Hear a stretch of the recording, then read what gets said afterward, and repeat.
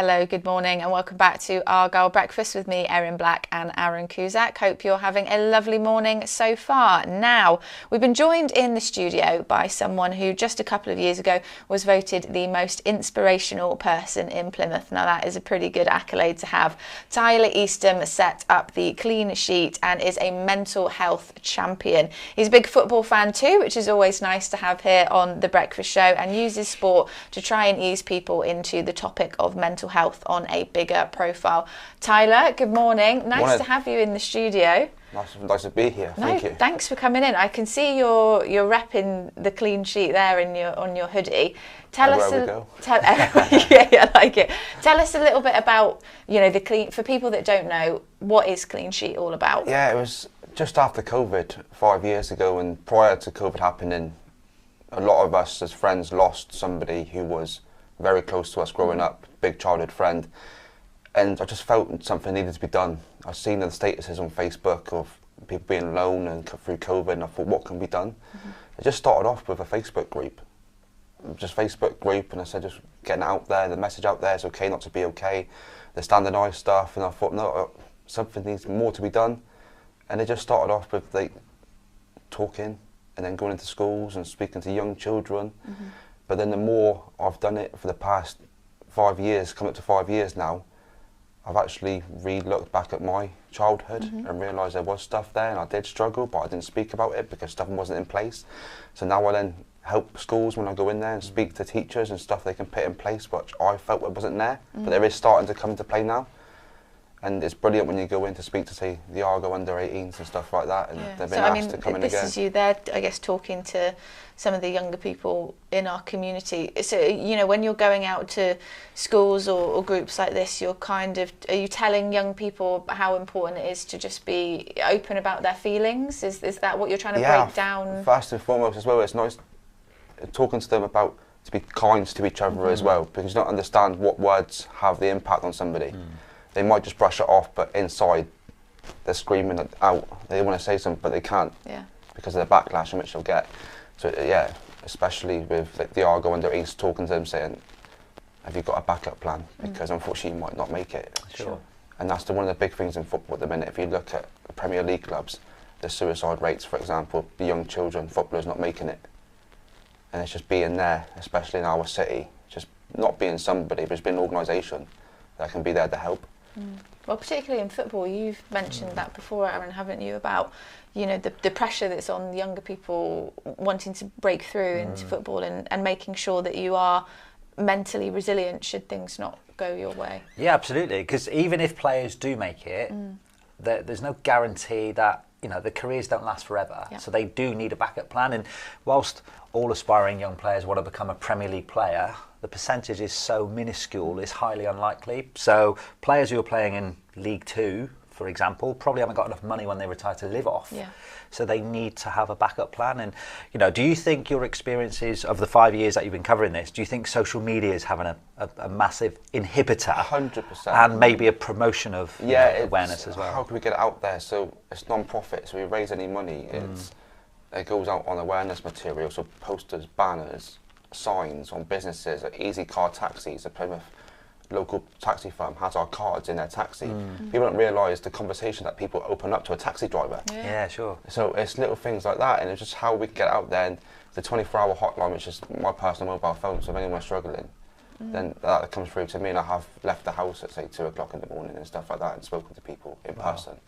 It's just, I felt something more to be done, and just, I'm not running with the flag, but I'm just trying to fly the flag to get more people to open, be honest and say I need help. Yeah. I mean, you've called it Clean Sheet. There's obviously football connotations with that. But, what does it mean to you? Is there another kind of meaning underneath that of what it represents? So it was a pun. It was a play on words because at the time I still try and play locally. I was a goalkeeper with a clean sheet. I could never keep one. But it's a clean sheet, so it was that aspect of the logo's changed. So it used to be a goalkeeper in the goal trying to keep all the balls out, but it's more the fact of if you ring or you message, it's 100% confidential, and it's a clean sheet. So when you speak to us, you're not going to be judged. I've had people that I went to school with, but it's 100% confidential. I'm never going to share any information that you provided to me unless you come a risk to yourself or a risk to others. With men in particular, are you finding that this is a service that you're trying to reach more men to talk about mental health, or more men are, getting in touch with you, that feel they're now ready to open up? Is that a particular area that you're looking at, or do you find it's across the board? No, because I do the colleges, but say 3 years ago I was a carpenter on a building site, but they took me off the site and put me into a wellbeing role from just what I've been doing. So I now go to construction sites and talk to construction, which is male orientated, but there's more females coming through in the game. But then when I stand there and talk to somebody or talk to a group of men, they do say, I never realised I was struggling, but you being here talking about your story today has given me the chance to open up and talk to you. People don't realise until they hear so much of the story, actually, I will get help, because there is help out there. Do you think because we've had other charities in across the year, and we talked about the loneliness, and do you think when people start to hear commonalities between others, they feel brave enough then to share their story? 100%. Yeah. Is that I could have went down the CIC route or the charitable route, but I want to keep it grassroots and keep it niche. And the reason behind it is to get people to speak, and the work that goes into it. I haven't got enough respect for somebody who runs a charity or a CIC. I just haven't got the time of trying to work full time and keep a grassroots or grassroots organisation. But no, with that there is a common trend with all the charities in which Mind and Andy's Man's Club. There's one common theme. One common theme is we just want people to speak. Do you think from how this has developed for you over the last couple of years, do you think people are finding it easier to come out and unburden themselves and talk about how they're feeling, or is it still a bit of a uphill battle to actually make those breakthroughs? I think for me I never actually realised until you have someone come to you and say what you've done, you've helped me. It's not a success story. I'm just being me. I just want to help. But when they say you don't realise that conversation you had with me, or that phone call that I had with you when you told me to pick up the phone and ring you, that's what means more to me, is the fact of I've managed to help. The slogan goes, be the one to help the one, and I did that, and I'll carry on. Now I've done the 10, I've done the hundreds, and I'm slowly making my way into the thousands by constantly speaking to people. That's all I want to do, just help. And I suppose as well there must be a knock-on effect, because if someone has had the confidence to come forward and talk to you and then give you that feedback, like you said about I spoke and I really appreciated that, then they may be able to be a bit more in touch with their feelings, a bit more open. So if they could then approach someone else who looked like they were struggling, and so on and so forth. So you almost feel like there's a chain, a ripple effect. Yeah. So predominantly I'm based in Bridgewater for work, but I'm a mental health England first aid trainer. So I've been in the dockyard, for example, locally and within Keobam, and done a session with them and qualified 20 mental health first aiders. So they're now going out on the building site and they're their point of call for if anyone's struggling. I know they've had conversations. So it's just think of what can I do to help others and to help others.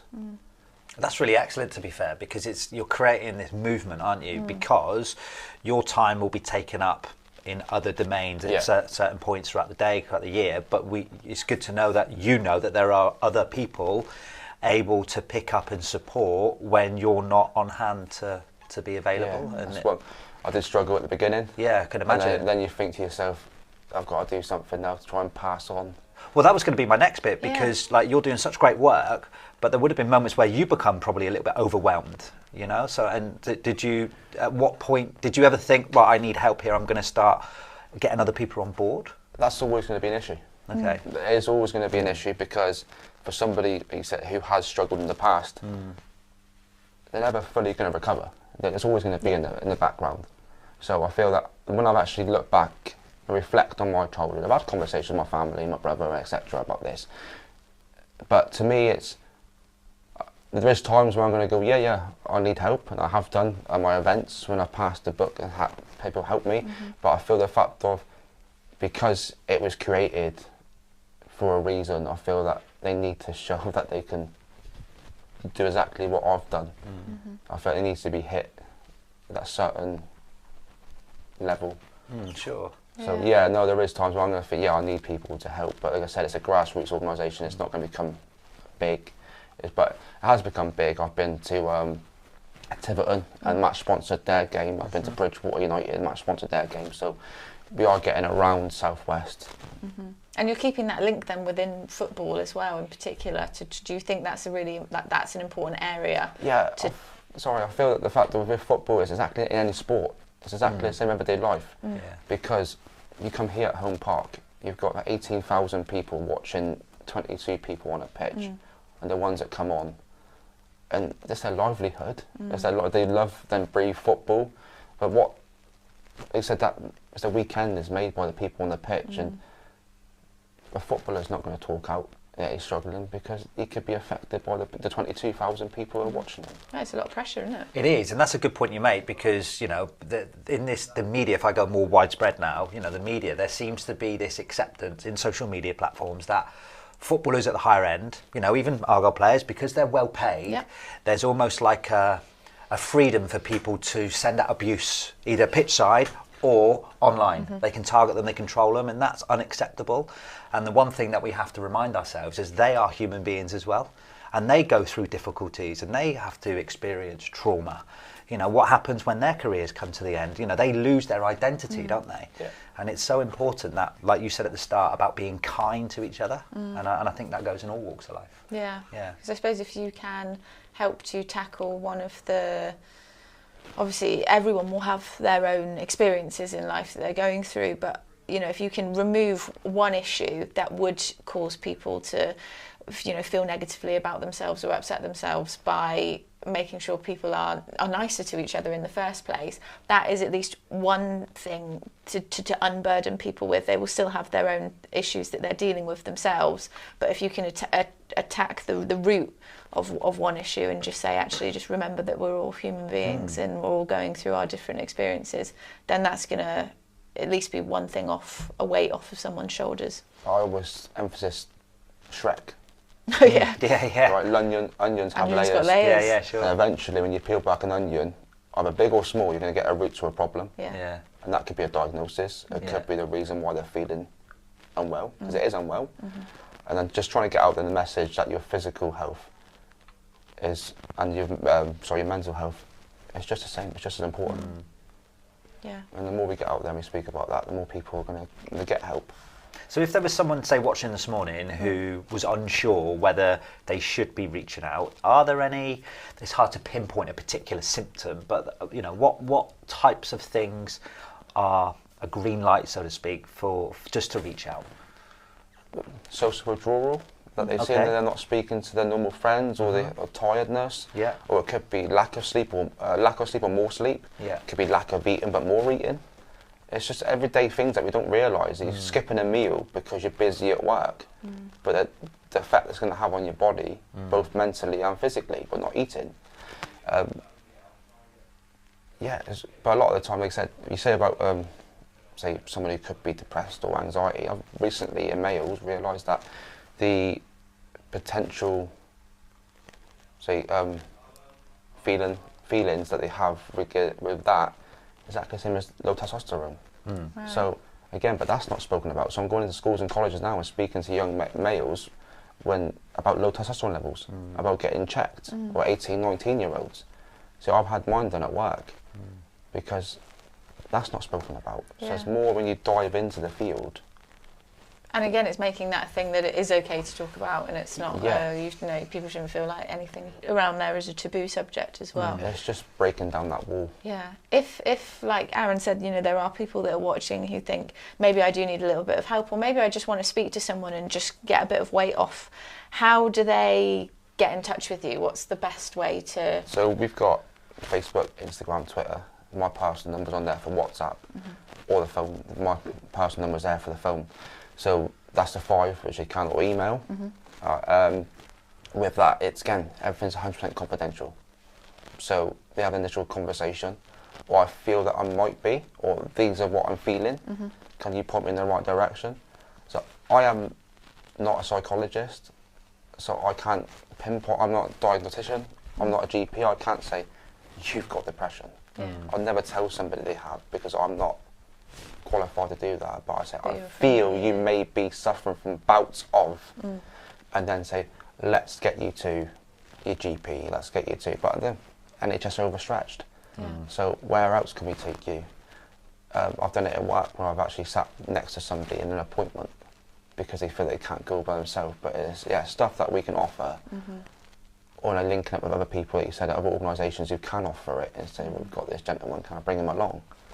Yeah, just lending an ear, being a shoulder, and like you said, being that signpost to help someone get the help they need should it turn out that they need it. Of course, we were saying a lot of the work that you do is linked to football, as evidenced by the name and the groups that you go out with. And it's been a difficult time for Argyle this season as well. God, this question's coming up. But presumably you are an Argyle fan yourself. I am an Argyle fan. Talk to me about your background with Argyle. I was season ticket holder up until, from 11 to 16. And I think the 16, with leaving school and having to get a job, I had to hand over a season ticket through the lows. So I've seen the highs, I've seen the lows, I've seen the liquidation, and I've seen all of that. And then this one dragged me back, home park. So it's every time we get a chance. So we're on when they go live, the ticket sales go live. I'm on there in work. I'm trying to get tickets, or I buy the tickets. But if I've got a game, then the partner brings her. So it's just trying to explain to her, say, this wasn't all Argyle 10 years ago. you haven't seen what I had to see. Yeah. When Newcastle was running on the pitch at the end of their game because they won it and were down, and everyone's like, I said, I just feel that again this season, you see social media and you see some of the stuff, the comments and stuff. It's true. There's no room for it in football. No, this is true. People feel that they use a platform as a comfort blanket to air their frustrations, and if they can just take a moment to breathe and think, how would it be received at the other end? And maybe that might make them think otherwise. I kind of sit there and you're watching the game and you're trying to bite your lip and not say something because it causes confrontation. But people just seem to think they can pay £32 a week and just sit and watch a game and then just hurl abuse at somebody. Well, exactly. But also, like you're saying, if you're coming along and the reason you've got back into it again is because you want to bring your daughter here to enjoy that experience. You want to make sure it's a family, a nice family experience too. Yeah, but then again, I feel as well on that point, it is an escape for 90 minutes for some people, male or female. You just want to come and they stand there for 90 minutes and watch their love, which is football. And there's going to be highs and lows. And they might think the testosterone levels they build and they just release in for 90 minutes. Same in your local football, kicking a ball around for 90 minutes. You don't mean to kick somebody, but it's going to happen. But then you've got to face a £15 fine after, which sadly I do have to pay most weeks. But no, that's probably because I'm getting old and so I can't catch them anymore. But no, it's the fact of it's linking it to sport. It's where people can feel the highs and the lows, but also they can, for example, touch wood. We stay up, but if we don't go down, you could have good 500 to 100,000 to 10,000 people who are affected by that mentally, who are die-hard fans who come week in, week out. And support is out there for anybody. Yeah, it's a very interesting point. I'm glad through the season ticket holding and the highs and lows you've come back round again with your daughters. I'm 112 in the queue. to get one again. Nice. The highs and lows of that queue. I've gone from 15,000 to 112. Wow. So hopefully next year we'll have one each week. Two of my friends who I bumped into this week, they're in the same predicament. I think one said this week he's 107th, and the other one said he's 100. What did you say you were? 12. So I think he said 110. So I think literally you're all in the same. Probably sat next to each other. yeah, probably will be. Thank you so much for taking the time to come in this morning. Super interesting to hear about Clean Sheet and all the great work that you're doing. And I hope that if anybody has been watching this morning that feels like they might need a little bit of help from Tyler, you now know where to go. Clean Sheet on Facebook, WhatsApp, Instagram, all the social medias. Yeah. You're there. Thank you so much, Tyler. We'll just take a little break now and see what else we've got coming up on The Breakfast Show for you this morning.